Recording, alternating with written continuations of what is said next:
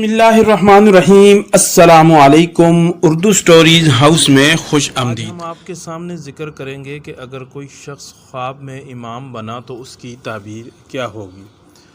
अगर कोई शख्स ख्वाब में देखे कि किसी कौम का इमाम बना है, हालांकि वो इमाम है नहीं, तो इसकी ताबीर ये है कि इस कौम का सरदार होगा और सब इसके ताबे होंगे, जैसे मुक्तदी नमाज में इमाम के ताबे होते हैं। और अगर कोई शख्स देखे कि एक ग्रोह जमात के लिए तैयार है और इसे कहा कि तू हमारा इमाम बन जा, और ये इमाम बन गया और बादशाह ने इसको इमाम बनने का हुक्म दिया था, तो इसकी ताबीर ये है कि इस मुल्क का हाकिम और अमीर होगा और इनके साथ इसी कदर अदलो इंसाफ करेगा।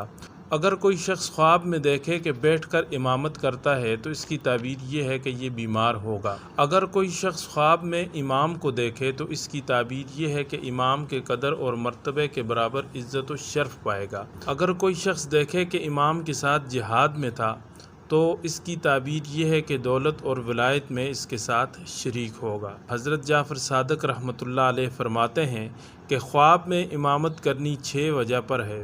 नंबर 1 हुकूमत, नंबर 2 अदलो इंसाफ के साथ बादशाही, नंबर 3 इल्म, नंबर 4 नेक काम का इरादा, नंबर 5 नफ़ा, नंबर 6 दुश्मन से अमन।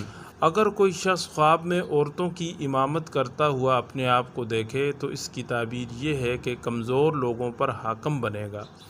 और अगर देखे कि इमाम आसमान से उतरा है और वो जमात का इमाम बना है, तो इसकी ताबीर ये है कि इस ज़मीन पर अल्लाह की रहमत नाज़िल होगी। अगर वीडियो अच्छी लगी है तो वीडियो को लाइक करें, चैनल को सब्सक्राइब करें और जिन दोस्तों को ख्वाब की ताबीर का शौक़ है उनके साथ शेयर करें। अगली वीडियो तक के लिए हमें दीजिए इजाज़त। अल्लाह हाफ़िज़।